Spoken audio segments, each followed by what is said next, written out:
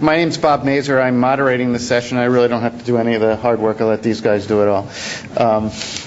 As I assume most of you know, the Obama administration has put aside $9 billion to try to stimulate rural WiMAX, or rural broadband. And we have a distinguished group of panelists, and I'll let them introduce themselves. I think I'll leave one question, which I've asked a couple of them already, is even with this money, how do you make a long-term viable business plan in rural wireless broadband, which is even with the grants? So with that, I will turn it over to Kevin, who can hopefully answer that question for me. Long-term viable roadmap and business plan. It's going to be pretty tough. I got a great idea. I'll hand you a lot of CapEx with no OpEx. Go. Yes, but you see, you need to have two-time coverage of the CapEx that you were given. So, anyway, you have to view this in a longer-term view. I think this is a blip on the long-term marathon in terms of money. So, if we talk about ERA, right? $7.2 billion sounds like a lot of money. 1% of the total allocation. But it's really not $7.2 billion, because if you look at how Russ can spend the money, it's more like that 2.4 is $10 billion because of the cost of the Treasury. So, it's more than just 7.2, and it's the first step in a long-term national broadband policy. I think the important dates, right? We passed one, August 14th, that turned into August 24th. September 14th, that therefore will turn into September 24th. October 15th, that I expect will turn into October 24th, or 25th. November 7th, that I think will now turn into November 21st. And money that probably won't hit till sometime in January for the first round. So we've been talking all along about a 3-round process. I actually now, after watching this one, expect a 2-round process. I can't see, given the amount of time that this has taken, that we're going to see 3 rounds. So I think we're going to see 2 rounds here, just based on time. You've got to spend it by September 30th next year. Sorry, allocate it by September 30th next year, and spend it by September 30th of 2011 by law. So the only way I can see you can get that, and of course it looked like there was a little bit of interest, right? 7 times oversubscription. Right? So even though the big guys aren't participating, no Verizon, no AT&T, things of that nature, you still have a lot of interest from the local level. There's a lot of interest from the wireless ISPs, and we'll see this go. So, the last time, July 1st, we got 2.4 for BIP, broken into last mile, remote and non-remote, and middle mile projects. BTOP from Department of Commerce got $1.6 billion. It's grants. Now, it's interesting, right? Because that $2.4 billion, actually, if you look at the spending authority, is really more like $7 billion because of the mix between loans, loan guarantees, and grants. The challenge is that if you don't have, for the remote area, at least we worked on about 20 projects, and the remote area projects were extremely problematic because you just don't have enough grant allocation for the CapEx. So in fact, one of the things I expect to see in the next round is a change on the grant mix specifically for remote.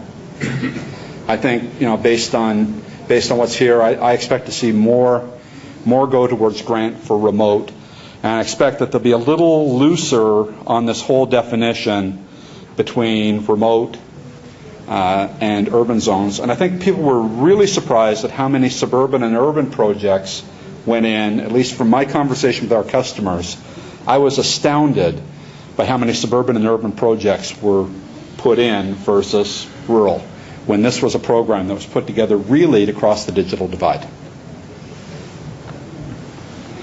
So what about WiMAX for rural markets?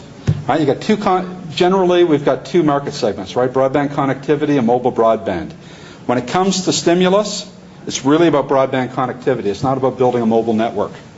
It's about how do I build a network that can reach as far as possible and deliver bits as far as possible to as broad a coverage with the lowest cost per household pass possible. And by the way, if you go back to the last session in the battle that had a full room that now is emptied out, my comment is it's all about the total cost of ownership. When I take a look at LTE, and we have both a backhaul business and an access business, and when I look at the backhaul network that we have to build to support our customers who are thinking about LTE, I mean, one of the little things the LTE guys don't like to talk about is when you go to collaborative LTE deployments with collaborative MIMO, you need 300 megabits per second of backhaul from every cell site. Today, they have 4 to 80 once.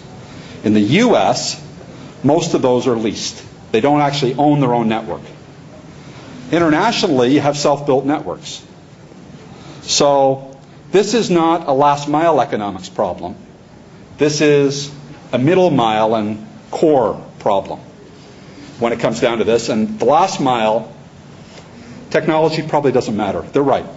3.15 bits per second per hertz. Pick your technology. They're all going to be there. So, Friday Infonetics gave us a little gift, right? If you're a WiMAX company. They talked about the fact that we expect to see a $4.9 billion market by 2013 for WiMAX.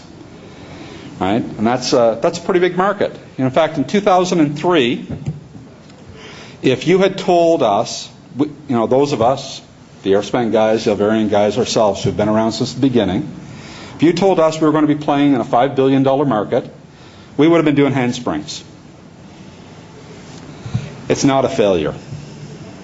Right? A lot of people like to say WiMAX is dead. I don't think so. Right? I was over doing a keynote at the Smart Grid Summit. And what my keynote was about is the application of WiMAX in the smart grid. Right? We work with 3 major utilities in Canada. We have 1.8 gigahertz of spectrum dedicated to the grid. How many smart meters are going to be deployed? How many aggregators need to be backhauled? What's the cost to do that? What technology can do it? You aren't going to be doing it on a common carrier network. You're going to build your own network. These studies don't even take that into account. These studies talk about these 5 usage models. Right? T1E1 rate service, machine to machine, a little bit, video surveillance. Oh, and they're wrong about video on LTE and HSPA because you're uplink limited. The network is designed to work from the core in. You'd have to turn the MAC around, the PHY around. Everything would have to change in the fundamental technology to run effective video surveillance, for example, like we do in Pakistan. We have 1,100 border security base stations out doing video security in Pakistan. We had to go in and change our MAC and our PHY to turn it from being a normal 60-40 type split to be 90% up, 10% down. Because you couldn't run the application with a standard product. DSL cable, wireless DSL, that is the application that almost everybody talks about in this one. It's not about mobility, in spite of what the Intel guys talk about. 80% of the WiMAX product that's out there, 2.2 million connections last year, never move. Buildings and residences don't have legs. Right? It's about connectivity, the biggest pipe you can get to a fixed location. In the U.S., most of the stimulus stuff was using 365. Right? You got 50 megahertz of spectrum, light licensed under Part 90. This is not Part 15. Everybody thinks this is like Part 15. It's a Part 90 reg, the same as 4.9 public safety. Different set of regulations, different set of usage models. If there's a pre-existing operator, a new operator needs to coordinate with the existing operator in this band. Very important for operators to understand if you're a new one. You can't just go in and fire it up. You've got to coordinate. You've got to synchronize. You've got to match uplink downlink ratios. You have to plan.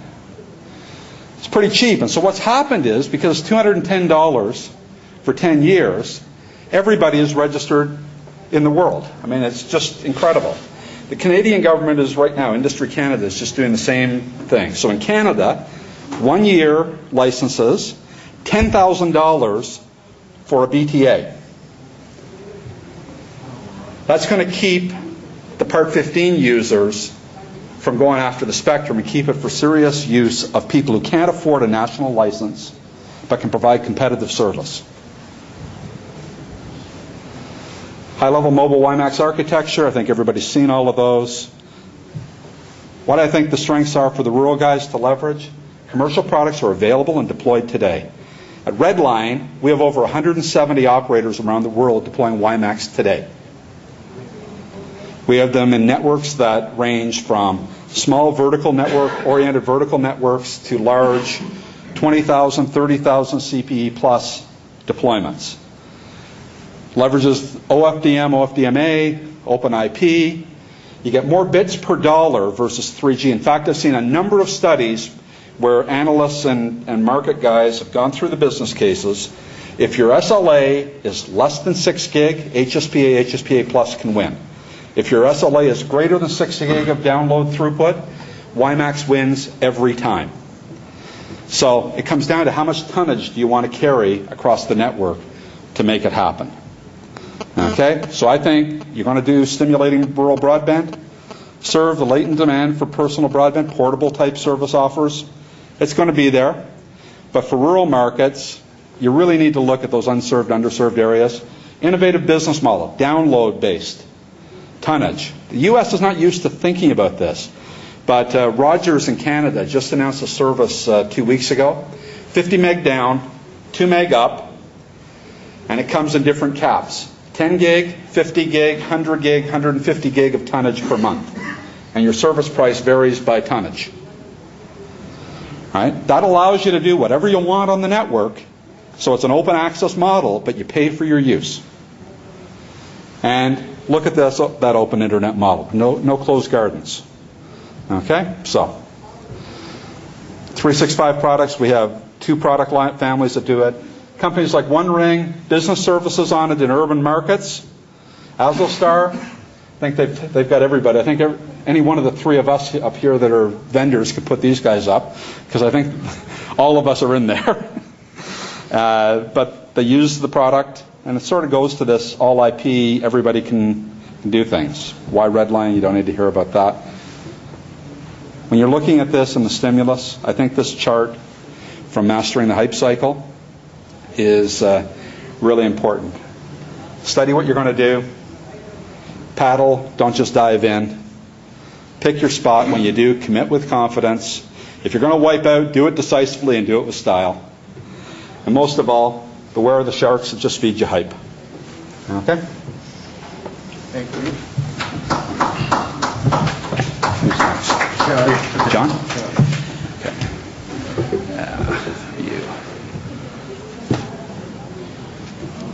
There we go. Okay. Great. Thank you, Bob. Thank you, Kevin. So I'm John Longo, and I've spent over 20 years in the telecom industry, 15 with the former AT&T, and 5 years at Global Crossing, where we had this huge capacity of fiber, subsea fiber, and I had the opportunity to build a global internet backbone business. And one of the challenges was this insatiable demand for ever-increasing bandwidth and the pricing out those the bits per how much per bit. And so more recently, I've been focused on this broadband space. Prior to this, I actually spent some time looking at broadband over power line. Interestingly enough, at the time I thought, broadband over power line is pretty interesting technology. It's equivalent to DSL speeds, but it just hasn't taken off. There's a whole lot of industry issues there. But one of the problems is the demands for speed have already passed that. So the thought in my mind as I start to look toward this space is, what are the demands going to be in the future? So when we think about stimulating the rural broadband, as Bob's question laid out, how do you make a long-term viable business model? And broadband market visions were focused on helping service providers figure out how to really tap into those community needs and create that a service that meets those needs. So what I'm going to talk about here is examples of several of the companies that I've been talking to in preparation of a report on what's going on in the industry. And the first example, I mean, this is really, the 4,000 to 8,000 wireless ISPs that are out there, the fixed WiMAX, pre-WiMAX, Wi-Fi deployments. And, it's all about tuning those antennas and that deployment for those specific customer needs.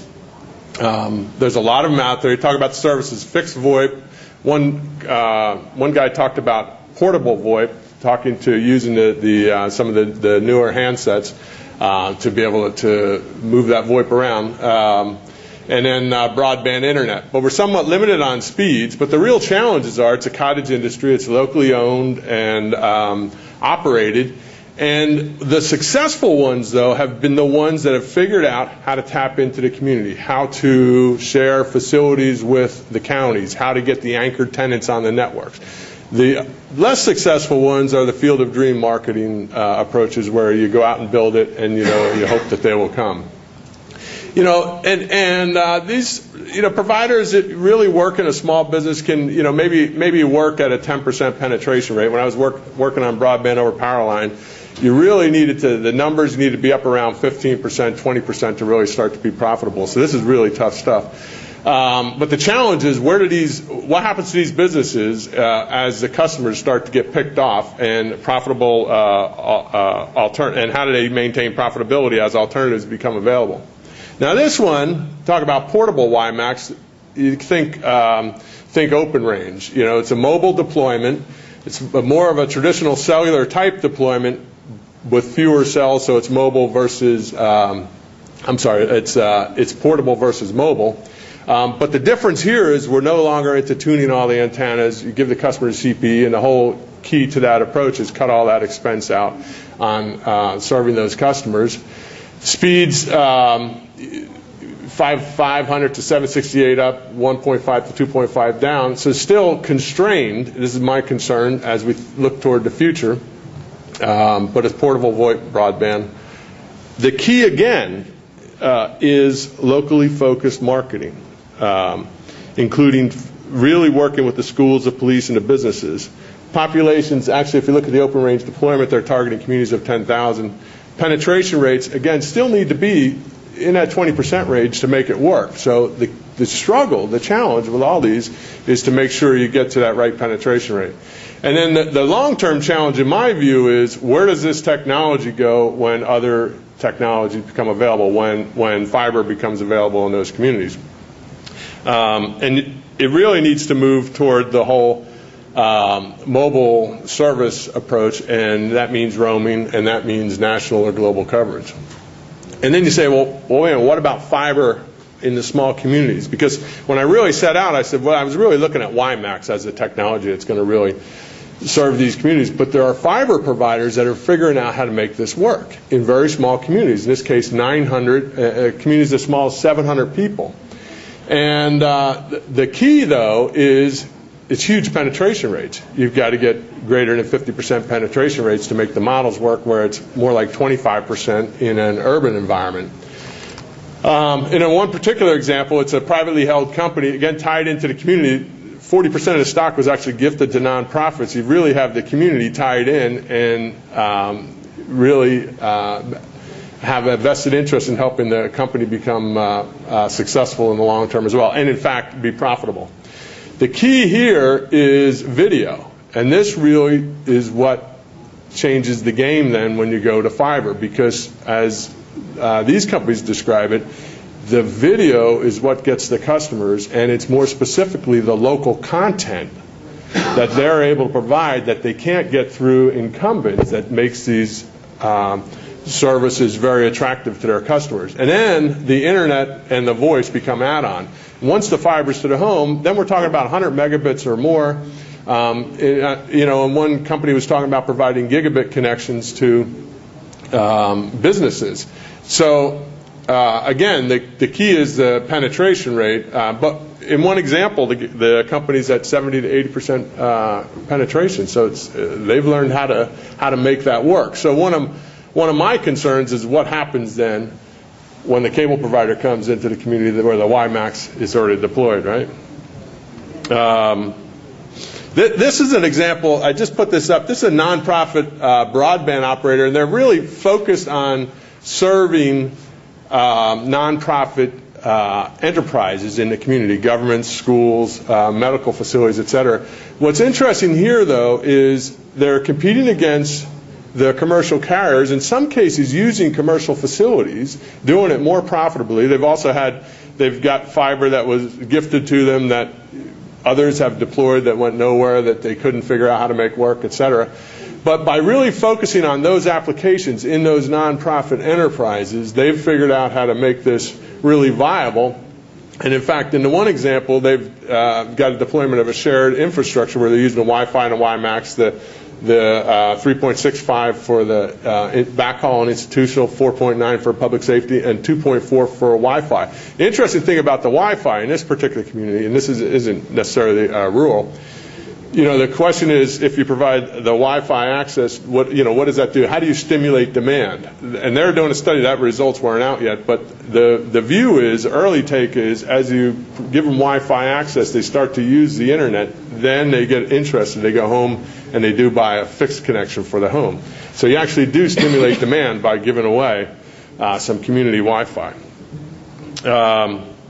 So then the question is, what does it mean for WiMAX as a broadband solution? Certainly in the short term, it's a quick economical, or more economical than fiber in any case, solution to deploy to provide the fixed broadband. And at least, one of the companies I talked to, they go out and lay the WiMAX as the initial deployment going into a community, and then they come through and follow up with their fiber. It also provides the portable service, mobile-like capabilities in advance of what could be a long-term mobile service. But in my mind, for a longer-term view, certainly not in all markets. There might be some markets where that cable or the fiber provider might not come. But operators really need to be thinking about, where does this technology go? The wireless and the portable service alternative. It could be a companion service or complementary service for a fixed broadband operation, particularly if you have the fiber, early deployment example. But on the other hand, in some cases, you might need to move to the full 4G mobile service and the challenges associated with that.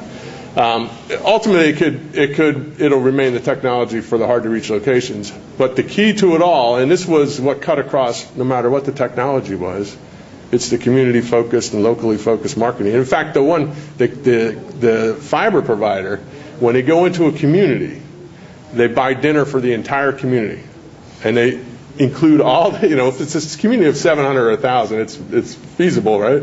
But they use all the whoever the restaurateurs or whoever are in the community, and they just bring them all together, and they actually get them signing up that night before they even deploy into the community. It's a totally different marketing model. Okay, that's it. Thanks, John. Okay, That's good. Oh, I'm sure I'll find it here. I think how do you do it? I don't know. How did you Switch find windows. Switch windows. How do you do that? I don't know. Let's try another. Up on the approach. top bar, there's a switch windows. Here? This thing? To the right. Actually, this could work. This is you right here, Yeah, right? that's me. All right, perfect. Oops. How do we get you up here? It's over here. F5. It wasn't going. There you go. There we go.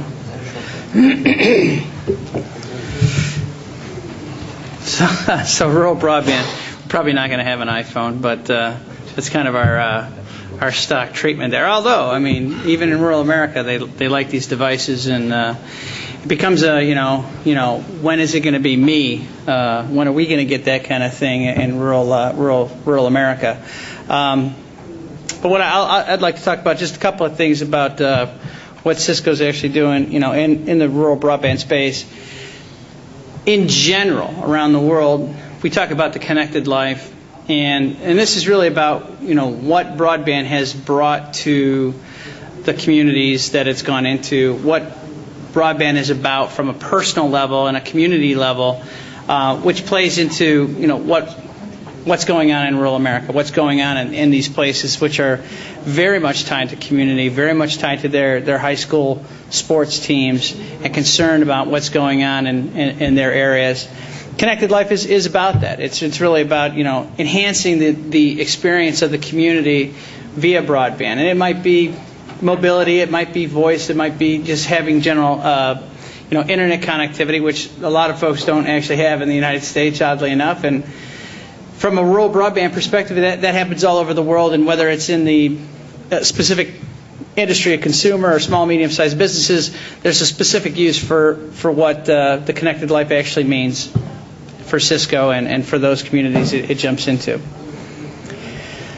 So when you look at the, I think Kevin went through most of these. WiMAX leverages an awful lot of information technology that's actually out there already being used in IP networks around the world. It is a unique broadband wireless solution. Allows you to do fixed or mobile any play type services and using Connected Life that I mentioned on the slide before. And it's compelling from an economic position. That's probably the most important thing, because I think Kevin touched on this just a little bit. It's when you go into rural America, you're trying to cover large swaths of land with standard technology that was mentioned even in the conference before. It's not economically feasible to do that when you can't get 10, 15, 20% penetration, because you've got to somehow figure out how to make that model sustainable from an economic perspective. So there's a couple things you have to consider. What's the cost of the spectrum? What's the cost per gross add? What's your CPGA for your new customer? And then what's your operating cost for that network? Well, your operating cost in this particular network is going to be no different than the cellular companies that aren't there right now. So obviously, it's not economically feasible to deploy in those particular areas, like in West Virginia in the United States. It's a terrible terrain to actually try and get penetration into. It's almost impossible to get really good coverage everywhere. And once you do get really good coverage, you're overbuilt. You have absolutely no population to serve. And unless we can get trees to buy, iPhones, we've got a problem for West Virginia. So, quite honestly, rural America's faced this for a long, long time. But there are opportunities in those areas. And some of those opportunities are other than consumer technology devices. We can get into machine to machine. We can get into specific enterprise businesses, agribusiness, and lumber perhaps, in certain areas where this would actually make sense. But it is about understanding your total cost of ownership of the network, understanding what your OpEx is going to be, and taking into account what your cost per gross add actually equals out. WiMAX provides very good opportunity with CPGA, because if you're looking at how much it costs to bring fiber to the home, as John mentioned, that CPGA is anywhere between $1,500 and $2,500. WiMAX, you can get into WiMAX for about $45. So you're already have a very big reduced cost, so your cost per gross add in WiMAX. So if you're looking at where's your most economic model to get into rural America, you're